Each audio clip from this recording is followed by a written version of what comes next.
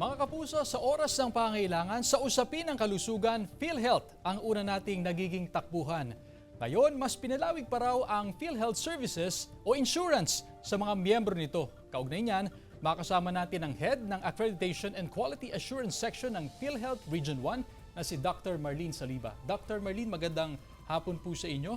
At bilang paunang tanong, ano po itong pinalawig pa na coverage ng PhilHealth pagdating po dun sa konsulta package? Ang pinalawig po na konsulta package ng PhilHealth, ngayon po, ang konsulta po kasi, history po niyan is since 2000, meron na po tayong outpatient package. Hanggang sa nag-evolve ito nung nagkaroon ng Universal Healthcare, yung UHC Law. Ito naman, ang programa ng UHC Law kasi, a comprehensive outpatient benefit package. So itong konsulta ngayon, ito po yung parang transition phase para sa komprehensibong konsulta package or outpatient package. Lahat na po tayong miyembro ng PhilHealth at saka mga kwalipikadong dependents ay pwede nang mag-avail dito sa mga accredited consulta providers. Gaano ka-importante po nabanggit nyo? For example, yung infirmary or clinic ng isang institution like PNP ay accredited ng konsulta package. Kumbaga, ano ang benepisyo ng mga miyembro? Dati po kasi, di ba, pupunta ka lang sa mga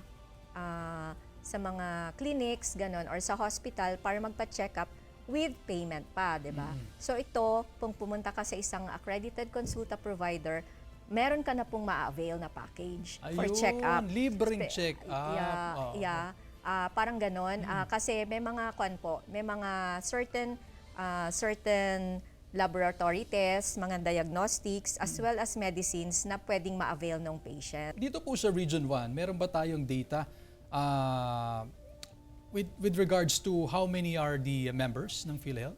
Yes, more or less we have 5 million plus na both members and dependents, qualified dependents as member registered po. Just to give an update, ngayon po ba magkano ba ang basic membership payment for PhilHealth and meron ba tayong rate adjustment? Yes, last year is 4%, ngayon po 5% na po. So may 1% adjustment po for this year para sa contribution sa PhilHealth. So magkano po yun? Ang minimum po is 500 sa ngayon for the self-employed or IPP. Sa mga employed po, hati po yung empleyado at saka yung kanyang employer. So 250 for the employee and 250 for the employer. Dr. Marlene, panghuli na lamang po mensahe siguro sa mga PhilHealth members natin and of course yung gusto pa nating ma-reach na target members. Yes, marami pong mga programang nailatag ang PhilHealth ngayon, like increase po ng mga packages. Yung all case rates ngayon po, 30% po increase ng mga rates po na like yung ngayon din, another is yung high risk pneumonia from 32,000 ngayon po 90,100. Wow. Ang package po ngayon. Tapos yung ischemic stroke dati po 28,000 ngayon po 76,000. Tapos po yung hemorrhagic stroke 38,000 ngayon po 80,000. And yung dialysis po ngayon po, na-increase na po into 156 sessions.